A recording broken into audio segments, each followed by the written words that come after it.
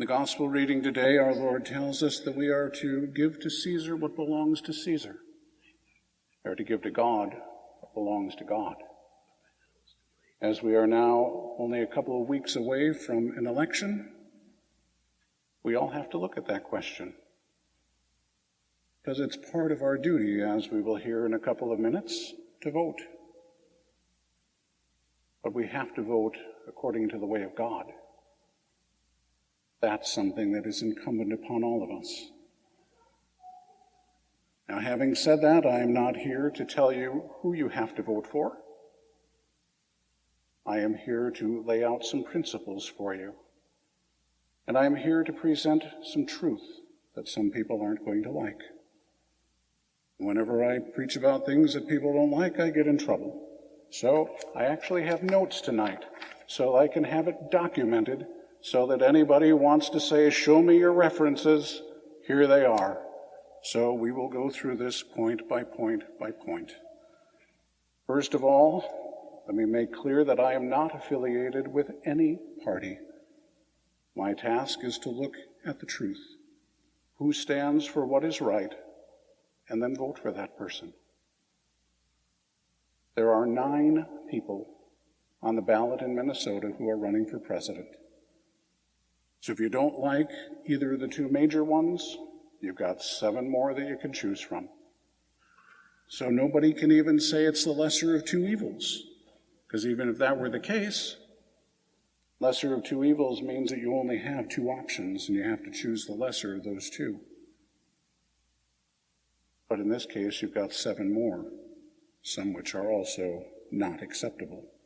But nonetheless, we need to look it up. Some people think that it is not the church's place to have any say in politics and in the public square. So here's what the church says about that in paragraph 2246 of the Catechism of the Catholic Church. It says, "It is part of the church's mission to pass moral judgment even in matters related to politics, whenever fundamental rights of man or the salvation of souls requires." So we have to speak the truth, even if it is opposition to politicians. The truth is the truth. It doesn't matter if it's here in the church, if it's down at the state capitol, or if it's anyplace else. The truth doesn't change just because we walked out the door. All of us are made for the truth, and so are the politicians. And so we have an obligation as the church to preach the truth. And preaching the truth to politicians has gotten lots of people in trouble. St. John the Baptist lost his head for doing it. Politicians weren't too amused with Jesus, as we hear today, about the Herodians, those people who are part of Herod's group, and Herod himself and Pilate at the end of Jesus' life. So there is a long history right from the very beginning of the church that we had to speak to politicians. We had to speak the truth, even if it costs us dearly. Having said that, the church teaches that we have a moral obligation to vote. Paragraph 2240, the Catechism says, "Submission to authority and co-responsibility for the common good make it morally obligatory to pay taxes, to exercise the right to vote, and to defend one's country." So this isn't an option that we have. This is something that we need to do. But we need to vote with our conscience. And then we need to vote with our intellect, not with our emotions. That's what a lot of people are falling into these days. It's all emotional. That's not what this is about. So regarding the obligations of politicians, the church says the following: political authorities are obliged to respect the fundamental rights of the human person. Obliged. So if there is someone who is standing against the fundamental rights of human persons, we cannot vote for that person. The only way we can justify voting for such a person is if 2 of them and we only have two choices in that case, but if these two choices that we have both are against the fundamental rights of the human person, then we have to look at it and say, okay, both of them are into something that's very bad. Which one, however, is less bad? But we cannot, generally speaking, vote for someone who is in opposition to anything that is the fundamental right of a human person. And politics has its limitations. Our politicians don't seem to want that. We have a whole bunch of self-proclaimed little dictators running around these days that found that they have emergency powers.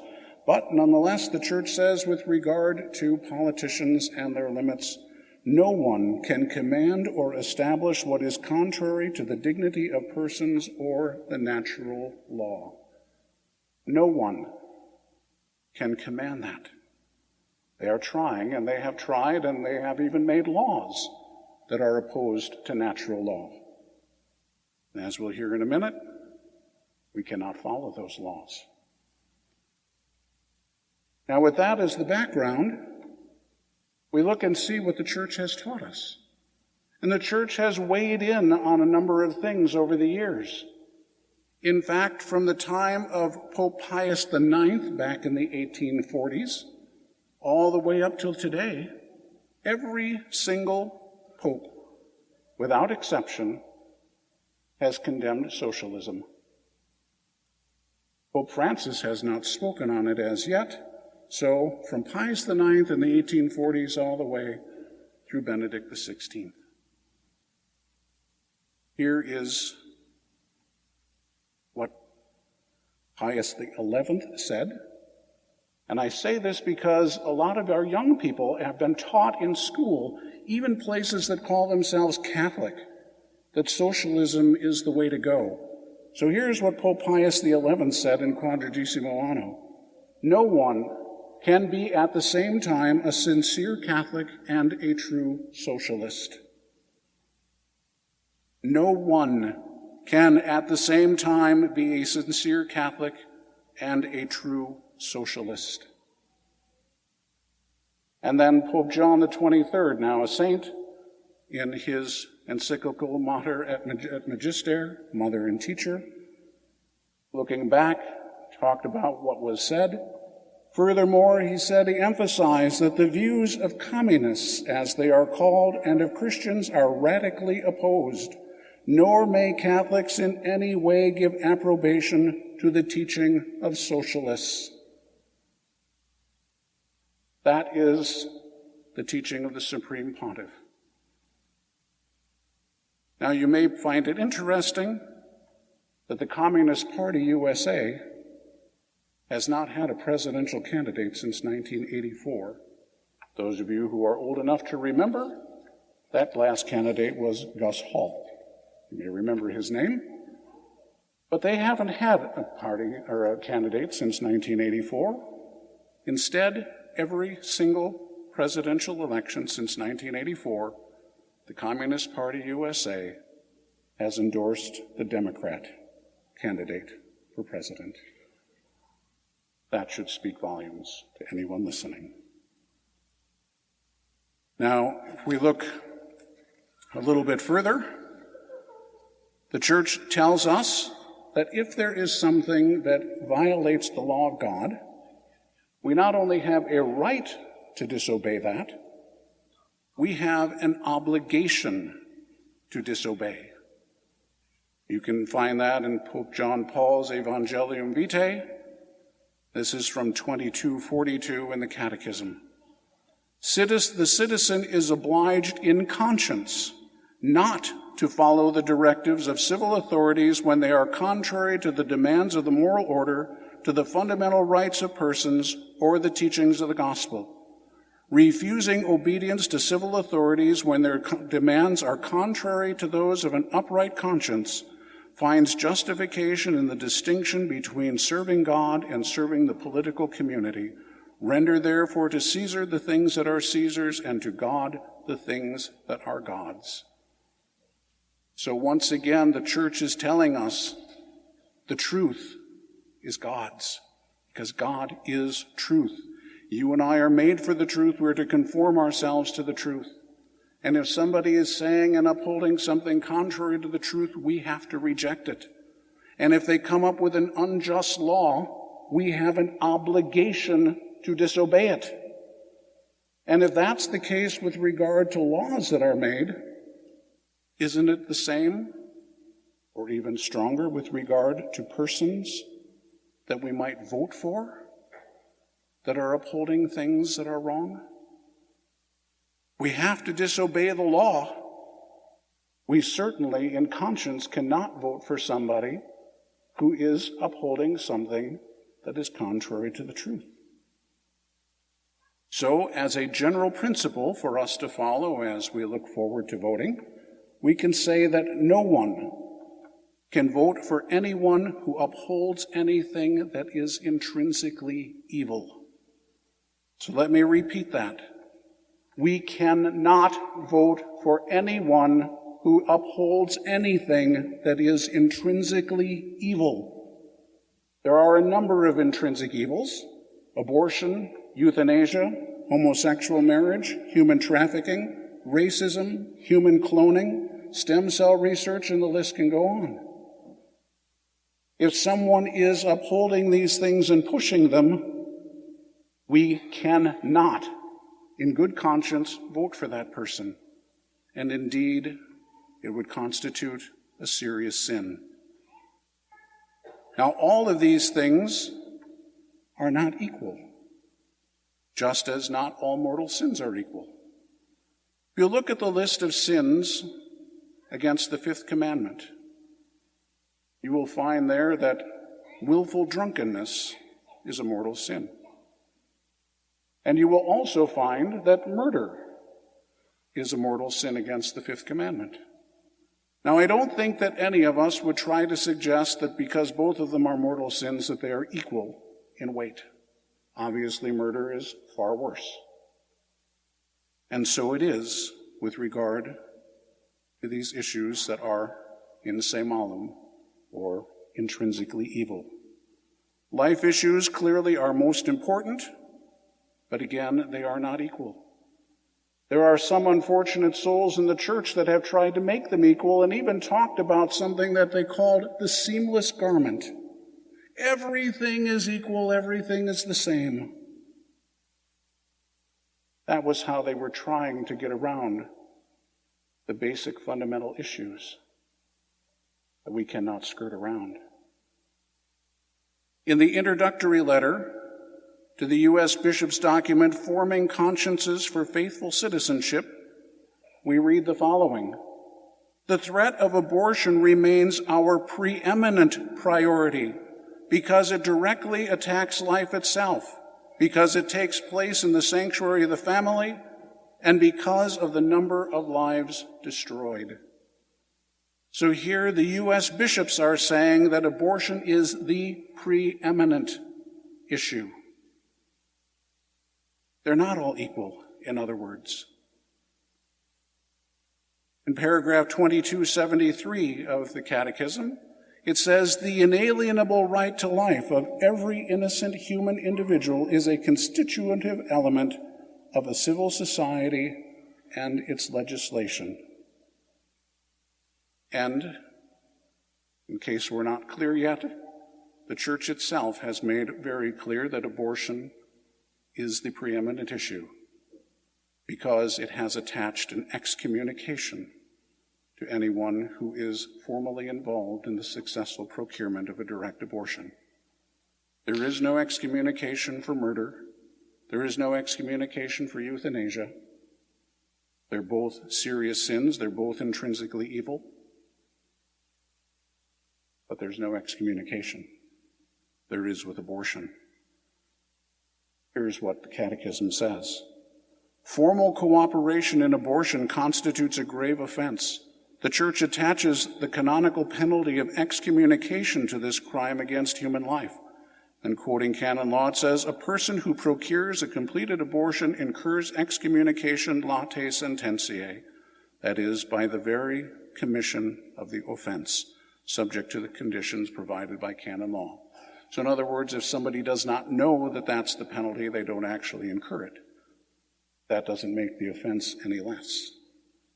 Now, we need also to be very clear here that voting for somebody who is in favor of abortion, while it is a serious matter, is not a matter of formal cooperation in their sin, and it is not an excommunication.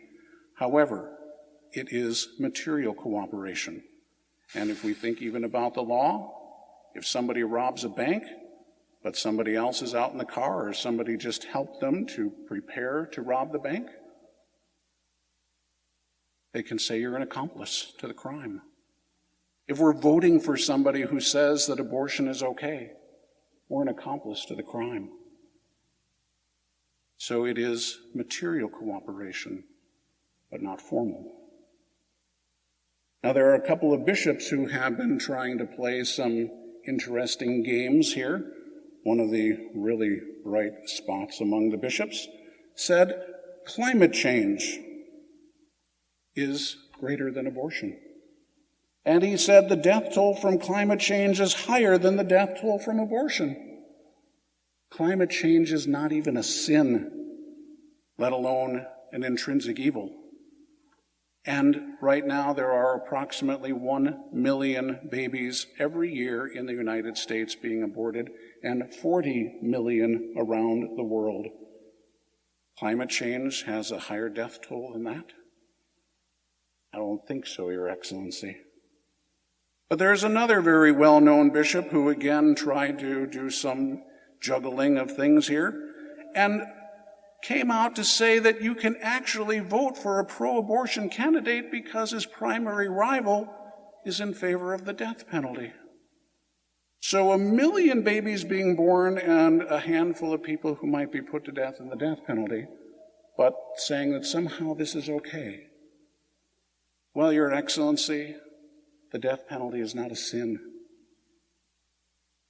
It may be that it's not necessary to use it in a place like America, but it has been upheld by the church from the very beginning, and it remains that way. It is Pope Francis's opinion that it should never be done, but it is his opinion. It is not the teaching of the church.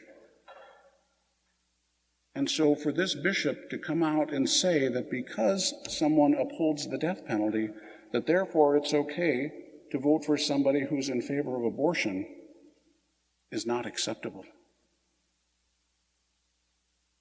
Now, over the years, people have gone into this idea of saying, well, if abortion is your main thing, you're just a one-issue voter. Nonsense. But again, let's listen to what the bishops have to say in paragraph 49 of their Forming Consciences document. Every human being has the right to life, the fundamental right that makes all other rights possible. In other words, all of the other things we can say are totally invalid if you're not alive. We don't have to worry about euthanizing somebody if they're already dead. We don't have to worry about whether somebody is treating somebody in a way that violates their dignity if they're not even alive. You can't have any other rights if your life is taken away from you. So the right to life is first and foremost. And that's what we have to be looking at when we go to vote. Once again, the bishops in their introductory letter to this document said, for all Catholics, including those seeking public office, our participation in political parties or other groups to which we may belong should be influenced by our faith and not the other way around. We hear that. Should be influenced by our faith and not the other way around. Now that becomes very important because here is what the Pew Research Company had to say. This is their words, not mine. This is from a poll that they had back a year ago in August of 2019. And here's what they said. When it comes to specific policy issues, Catholics are often more aligned with their political party than the teaching of their church.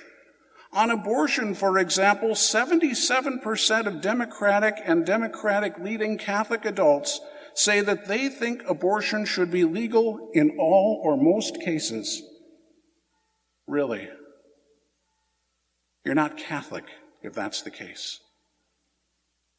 I remember talking to my brother-in-law back about 20 years ago, and there was a poll that Cardinal George had put out for the Catholics in Chicago. Found that only 25% of people who call themselves Catholic went to church on Sunday, and of those that went to church, only 25% believed in the real presence in the Eucharist. And I was explaining this to him, and he stopped at one point. He goes, "So, what percentage of Catholics said that they believe in the Eucharist?" I said, 1/16.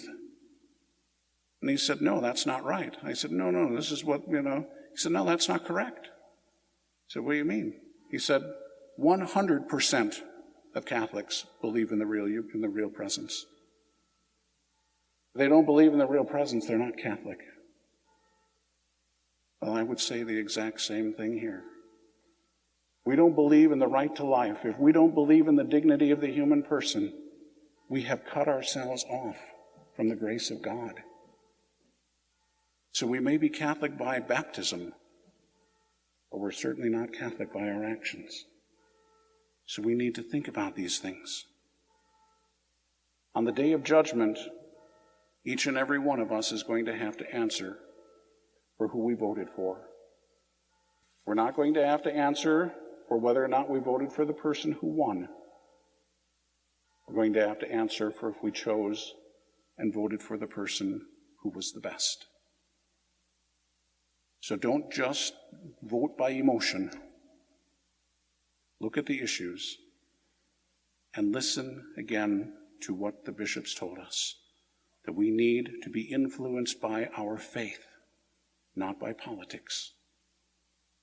The truth belongs to God, and the truth remains the truth, no matter where it is, in the church, or at the state capitol, or at the polling place.